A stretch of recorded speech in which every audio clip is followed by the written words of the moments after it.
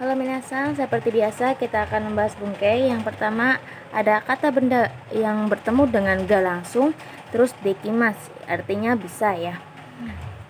Contohnya dan suga dekimas ini bisa dan sa. Jadi ini dan sanya ini kata benda, jadi boleh langsung bertemu dengan ga. Lanjut, ada kata kerja bentuk ru, koto, ga, dekimas. Nah ini bentuk kebisaan kata kerja ya. Nah kata kerjanya itu dirubah dulu ke bentuk ru, lalu ditambahkan koto. Contohnya, sakao suru koto ga dekimas, bisa bermain bola. Jadi ketika kebisaannya itu kata kerjanya dirubah ke bentuk jiso, ke bentuk ru, lalu ditambahkan dengan koto, bisa bermain bola. Contoh lagi di sini ada tentang hobi. Kata kerja koto des. Jadi sama ya kayak tadi. Kalau misal ada kata kerja itu dibentuk ke itu dulu ke jiso. Ini contohnya di sini ada watashi no shumi wa sakka desu. Jadi kalau semisal hobinya itu hanya sekedar kata benda, misal sakanya aja di sini ya bola, langsung des itu nggak masalah. Tapi kalau semisal hobinya itu kata kerjanya kita rubah dulu ke bentuk ru. Sako suru koto des. Watashi no shumi wa sako suru koto des. Jadi kalau semisal kata benda langsung itu tidak usah menggunakan koto. Kalau semisal kata kerja dibentuk ke ru terus tambahkan koto. Ini untuk hobi ya minasan. Lanjut setelah itu ada bungkai kata kerja ru, kata sifat i, na, koto atau no, ga, suki des. Ini bentuk bungkai suka ya. Contohnya hansamuna no ga suki des. Suka yang ganteng. No di sini itu bukan partikel teman-teman, tapi dia adalah sama kayak koto ini, yang artinya itu perihal. Seperti itu ya. Tapi kalau semisal suka orang yang ganteng, hansamuna hito ga suki des. Hitonya itu kan udah kata benda, jadi dia itu bisa langsung bertemu dengan si ga ini tanpa menambahkan koto atau no. Berhubung di sini tidak ada orangnya, suka ganteng aja, jadi hansamuna no ga suki des atau hansamuna koto ga suki des. Jadi i sama nanya di sini itu mengikuti ya. Terus di sini ada kata kerja no perihal. Contohnya taberu no perihal makan, nomu no perihal minum. Ya gitu ya. Lanjut di sini ada bungkai maeni, yang artinya itu sebelum. Yang pertama itu ada kata kerja ru maeni. Ru maeni. Jadi kata kerjanya itu dirubah ke bentuk jiso, lalu maeni artinya itu sebelum. Contohnya taberu maeni teo araimas, sebelum makan mencuci tangan. Nah, di sini saya tambahkan koma ya, jadi nerjemahinya dari belakang koma. Sebelum makan mencuci tangan. Terus di sini ada kata benda no maeni. Artinya juga sama, sebelum.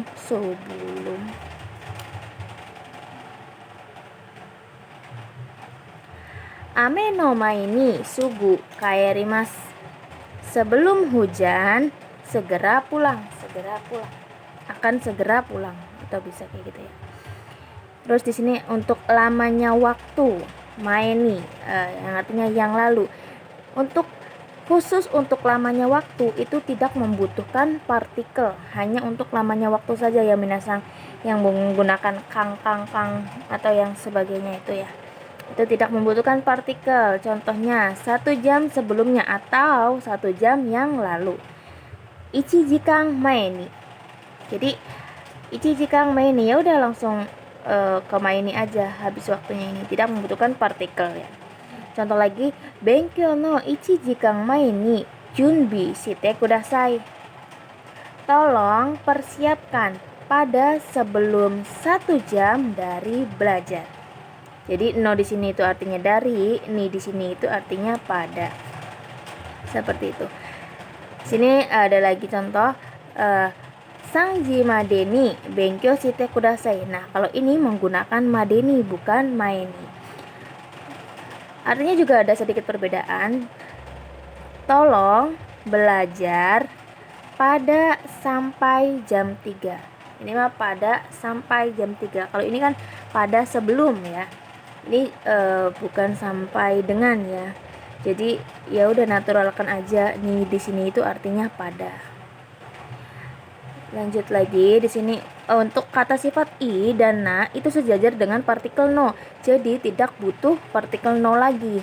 Samui maini sebelum dingin. Jadi bukan samui no maini. Kayak gitu ya, bukan tidak membutuhkan no lagi karena dia juga sejajar dengan partikel no. Kalau semisal dileburkan ke narimas, jadi samuku naru maini sebelum menjadi dingin. Kan kalau bertemu dengan pasif dia i berubah ke jadi u. Nih, kata sifat bertemu kata kerja mas yang aktif, i jadi ku, na atau kata benda menjadi ni. Ku di sini ketika kata kerjanya aktif itu artinya dengan kata kerja aktif.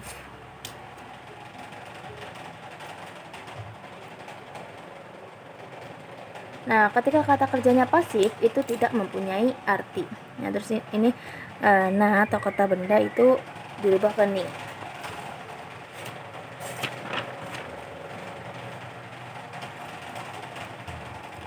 Nah, ini ada sedikit apa ya? Intermezzo. Apa intermezzo? Jawaban atas permintaan. Ini cara menjawab ketika ada orang yang mengajukan permintaan kepada kita gitu ya. Ini untuk jawaban negatifnya.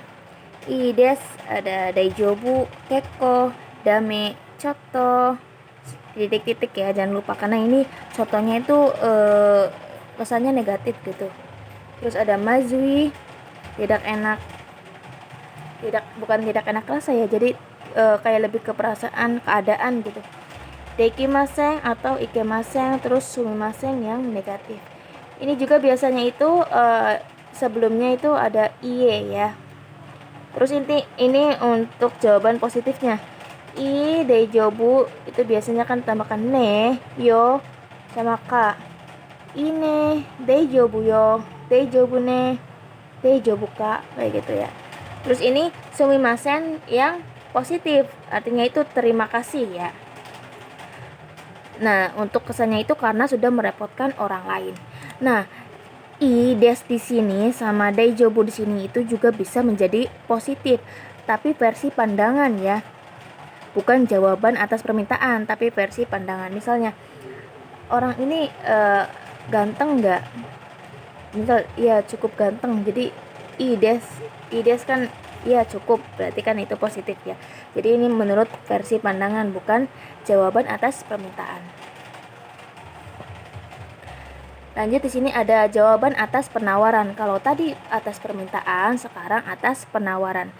Di sini jawaban negatifnya ada i, iyo, daijobu, keko, dame, choto, majui, dekimasen atau ikemasen. Ini salah ya, dekimasen harusnya. Sumimasen titik-titik. Deki masen. Terus itu yang positifnya ada i, daijobu. Biasanya ini daijobu ka. Ini kan karena iyo-nya udah di sini ya. Iyo juga itu bisa kesannya itu negatif gitu. Terus ini ada yoroshiku onegaishimasu, arigato, sumimasen. Misal di sini iyo itu yang kesannya negatif itu misal ada teman kita yang sudah meminjam kamera kita mungkin ya. Terus teman kitanya kayak mau bayar, terus kitanya kayak nolak gitu. Iyo nggak apa-apa. Jadi si temannya itu nggak bayar ke kita. Kalau semisal kita jawabnya ini, berarti kan dianya yang dianya bayar ke kita. Ya gitulah minasang, yang saya tahu mah kata sensei. Nah, terus juga di sini kalau penawaran masyo, nah orang itu yang akan direpotkan dan kita yang akan menerima jasa, jawab masyo itu tidak disarankan. Jadi jawaban yang setara itu tidak disarankan minasang. Contohnya sensei bilangnya kayak gini ya. Benkyou shimashou. Nah, muridnya itu jangan jawab so shimashou. Kan sensei yang akan memberikan jasa kepada kita. Jadi sensei yang akan dirapotkan. Jadi kita jawabnya itu bisa onegai shimasu atau yoroshiku onegai shimasu. Kita bisa ngejawab masho lagi ketika ajakannya itu sejajar. Misal kairi masho, so shimashou. Jadi ya udah pulang masing-masing. Atau kyukei shimashou, so shimashou. Ya udah istirahat masing-masing kayak gitu. Ini masih lumayan banyak ya. Lanjut. Ini ada kata kerja futsu ka, keterangan. Ini kesan yang ketidakpastian ya. Ini i mengikuti na, dihapus dan kata benda langsung nempel aja. Di sini tuh wajib ada kata tanyanya. Contohnya itu kayak bagaimana, kapan, di mana, siapa ya, dan lain-lain lah. Contohnya part 3 nanji ni hajimaruka wakarimasen. Ini ga itu sebagai pasif ya. Nanji itu wajib kan, di sini ada wajib kata tanya. Ada kata tanyanya jam berapa. Nah, ini di sini itu artinya pada. Partinya akan dimulai pada jam berapa? Tidak tahu. Wakarimasen, tidak tahu, tidak mengerti saya. Terus di sini juga ada kata kerja futsukei lagi, tapi di sini kadoka ya. Terus keterangan. Nah, di sini artinya itu atau tidaknya. Ini juga ketidakpastian tanpa kata tanya. Kok tanya sih? Tanpa kata tanya. Nah, kalau yang tadi wajib harus ada kata tanyanya.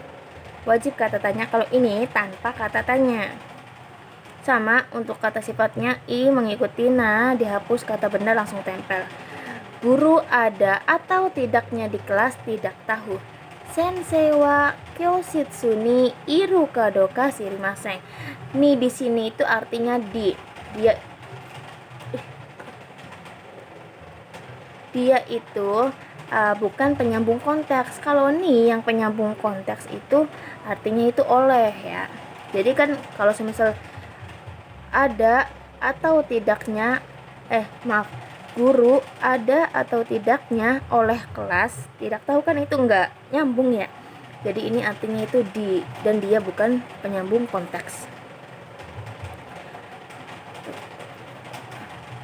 Penyambung konteks yang kemarin sudah kita bahas tuh teman-teman ingat-ingat saja.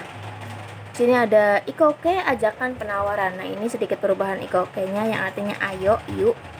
Grup ke-1 emasnya dihilangkan, vokal i dirubah ke vokal o, tambahkan u ya. Contohnya kakimas jadi kako. Jadi bacanya juga agak sedikit panjang, kako. Grup kedua emasnya dihilangkan, tambahkan yo, tabeyo. Grup 3 yang tidak beraturan, shimas jadi shio, kimas jadi koyo. Ini ada penjelasan tentang to omoimasu. Ini to omoimasu, artinya itu saya pikir, terus menurut saya. Jadi ketika tidak ada subjek itu ya berarti yang mikirkan itu saya, yang berpikir itu saya, maksudnya menurut saya. Jadi tanpa menggunakan watashi juga, ya itu menurut pandangan saya. Contohnya misal, Dada sang wa hansamu na hito da to omoimasu. Saya pikir saudara Dada orang yang ganteng. Nah, di sini kan ada sayanya ya di terjemahannya tuh. Tapi di kalimat ini tidak ada watashi, yaitu nggak masalah karena ini menggunakan to omoimasu. Jadi artinya itu sudah saya pikir. Lanjut di sini to omoimasu-nya itu menggunakan ikouke. Kalau menggunakan ikouke artinya itu bermaksud. Jadi menggunakan ini minasang, ini itu digunakan. Terus tambahkan to omoimasu. Nah, selain ikoke juga, dia itu bisa menggunakan tai. Tai omotte imasu, tai omoimasu. Artinya itu bermaksud ingin, karena di sini ada bentuk kata kerja tai ya. Bermaksud ingin. Contohnya, watashi wa setsume shitai to omotte imasu. Saya bermaksud ingin menjelaskan. Kalau semisal yang Ini ya yang ikoke. Watashi wa tabeo to omoimasu. Saya bermaksud makan. Ya, gitu aja sih. Ini bentuk ikoke, tambahkan to omoimasu artinya bermaksud. Ini juga sama, tapi ini mah tai, artinya itu bermaksud ingin ya. Tambahkan ingin saja di sini. Terus di sini ada chisoke atau no atau nai, artinya bermaksud, tambahkan sumori. Chisoke ini bentuk positifnya. Kalau mau menggunakan kata kerja negatif, gunakan kata kerja nai. Ini juga sama, jisoke atau nai, yote yang artinya itu berencana. Kalau di atas kan sama aja bermaksud ya. Kalau ini yang yote itu berencana. Jisoke rumus positif, nai rumus negatif. Terus di sini ada kata benda no yote, artinya juga berencana. Contohnya kita menggunakan yang positif dulu ya. Taberu sumori desu, bermaksud makan.